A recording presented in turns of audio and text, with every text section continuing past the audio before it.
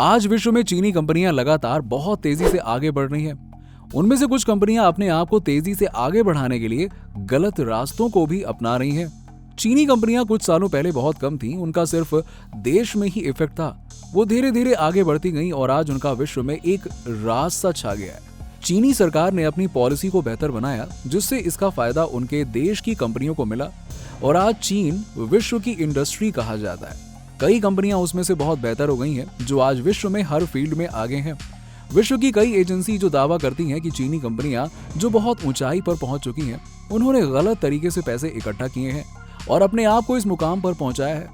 इसमें से कुछ कंपनियां, जिसमें रियलमी, वीवो और शाओमी है, इन्होंने अपने डेटा को सीक्रेट करते हुए देशों में सीक्रेट प्रोग्राम चलाए हैं, जिससे कि उस देश की सुरक्षा पर सवाल उठे हैं और वहां की सरकार ने उन चीनी कंपनियों को बैन कर दिया।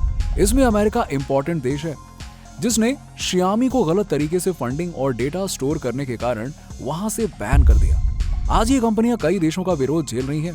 भारत का चीन से बिजनेस बहुत बड़े स्तर पर होता है और ये हालत अभी की नहीं है, ये स्थिति बहुत सालों से है। आज चीन भारत को दूसरे एशियाई देशों की कंपनियों की तुलना में भारत को सबसे ज्यादा निर्यात करता है, जिसमें कई प्रकार के प्रोडक्ट शामिल हैं। भारत चीन को बहुत कम ही निर्यात करता है, लेकिन भारत अब मजबूत बनने के साथ ही साथ चीन को निर्यात करना बढ़ा चुका है। आज भारत में भी चीनी कंपनियां निवेश कर रही हैं, जिसका कारण भारत का बड़ा बाजार है। भारत का और चीन का बिजनेस कभी स्थिर नहीं रहा, हमेशा उठापटक चलती रही। भारत और चीन का दोस्ताना कभी नॉर्मल नहीं रहा, हमेशा बॉर्डर डिस्प्यूट होता था, सैनिकों के बीच धक्का मुक्की भी होती थी, जिसका इफेक्ट दोनों के रिलेशन पर पड़ा। चीनी कंपनियों द्वारा भारत में भी डेटा चोरी और टैक्स का फ्रॉड किया गया, जो भारत की शान पर खतरा था, जिससे भारत ने उन कंपनियों को बैन कर दिया और उनके प्रोडक्ट को भारत में लोगों के द्वारा ना इस्तेमाल किया जाए, इसका भी उपाय किया। अब चीन ने हमेशा भारत को परेशान किया है। उसने कई कंपनियों के द्वारा डेटा चोरी करवाया, जिससे भारत ने उसके ढेर सारे ऐप्स को बंद कर दिया, जो भारत के लिए खतरा थे। दिनों दिन चीन की कंपनियां कई सारे देशों में इस तरह का काम करती हैं, जिससे उनको बैन कर दिया जाता है। चीन की कंपनियों पर अब विश्व में कई देशों के द्वारा ट्रस्ट नहीं किया जाता और उन्हें इस देश में निवेश करने के लिए बुलाया नहीं जाता है। समाचार और एजेंसियों द्वारा कई बार चीन की कंपनियों के बारे में दिनों दिन खुलासे हो रहे हैं, जिससे अब चीन के कई देशों के साथ संबंध खराब होते जा रहे हैं। अभी हाल ही में अमेरिका में इस तरह का एक मामला सामने आया, जिसमें चीन की कंपनी द्वारा अमेरिका को भेजे गए टूल्स में कुछ सीक्रेट डिवाइस में चिप लगे होने की बात पता चली, जो काफी सेंसिटिव था, जिसका अमेरिका पर बहुत बड़ा इम्पैक्ट पड़ा, जो उसकी प्रोटेक्शन के खिलाफ था। इस पर अमेरिका ने बहुत बड़ा कदम उठाया और कंपनी को बैन कर दिया। आज वो पूरी तरह से सतर्क है कि इस तरह की प्रॉब्लम ना आए। चीन की कंपनियां Asia, Europe, Africa, north America और साउथ अमेरिका में फैली हुई हैं और बिजनेस कर रही हैं। ये कंपनियां डिफरेंट फील्ड में अच्छा परफॉर्मेंस दे रही हैं, लेकिन अब इन पर प्रॉब्लम्स आने लगी है, क्योंकि इनके द्वारा जो डेटा से रिलेटेड चोरी की गई है, उसका ही रिजल्ट है। सभी महाद्वीपों के देश जो चीन के साथ बिजनेस कर रहे थे, अब सतर्क हो गए हैं और इन कंपनियों से दूरी बना रहे हैं। यूरोप के देशों का हमेशा से विवाद रहा है। कई देशों ने चीन के सामान को लेना ही बंद कर दिया। चीन और उसकी कंपनियों का छोटे छोटे देशों के ऊपर लोन का इफेक्ट बहुत है, जिससे वो देश चीन के जाल में फंस गए हैं और अब पूरी तरह से बर्बाद हो गए हैं। चीन और उसकी कंपनियां उन देशों के लैंड पर कब्जा करने की कोशिश कर रही हैं, जिनको उन्होंने लोन दिया है। चीन लगातार कोशिश कर रहा है कि उनकी कंपनियां और उनका दुनिया में कद बढ़े, जिसका वो गलत इस्तेमाल करें, और इसी सोच के साथ वो आगे बढ़ रहा है और दुनिया के कई देशों को अपने जाल में फंसा रहा है। 19वीं सदी में चीन ने आजादी हासिल की और अपने देशों को आगे बढ़ाने के लिए बहुत काम किया।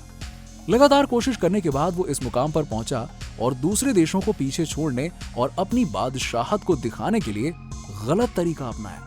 और आज चीन की कंपनियां इसी मुकाम को रिजल्ट देने के लिए इस तरह की पॉलिसी अपनाती हैं और देशों द्वारा तथा लोगों के द्वारा इनका विरोध किया गया। अब इन कंपनियों का ये हाल है कि इनकी ग्रोथ कम होती जा रही है या ये पीछे जा रही हैं। इतनी तेजी से बढ़ती इकोनॉमी का कारण सभी देश जानते हैं कि चीन और उनकी कंपनियां उनके लिए खतरा है। चीनी कंपनियों के प्रोडक्ट में कोई ना कोई सीक्रेट चीज मिल रही है, जिससे उन देशों की सुरक्षा पर खतरा बना रहता है, जिससे उन देशों ने ढेर सारे कदम उठाए हैं और इन कंपनियों पर नियम के तहत काम करने के लिए कहा और कुछ देशों ने उन्हें बाहर का रास्ता ही दिखा दिया।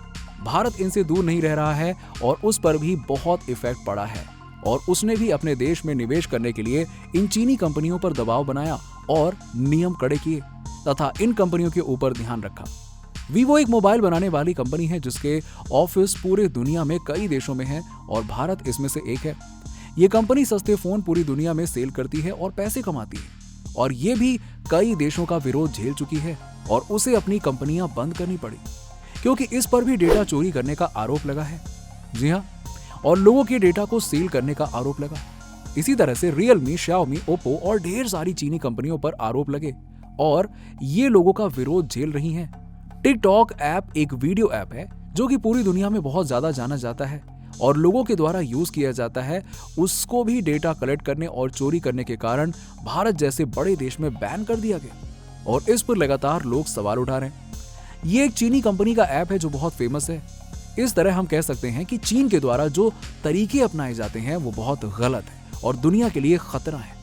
सभी देश इन कंपनियों से दूरी बनाने की कोशिश कर रहे हैं और इनके द्वारा जारी की गई सेवाओं को मना कर रहे हैं। 20वीं सदी में सभी देश अपनी सुरक्षा के लिए हर तरह से अपने देश को बचा रहे हैं और आगे बढ़ा रहे हैं। पूरी दुनिया अपनी जरूरत के लिए दूसरे देशों पर डिपेंडेंट है और निर्यात और आयात कर रही है, लेकिन नियमों को ध्यान में रखकर ही सभी देशों से बिजनेस करते हैं।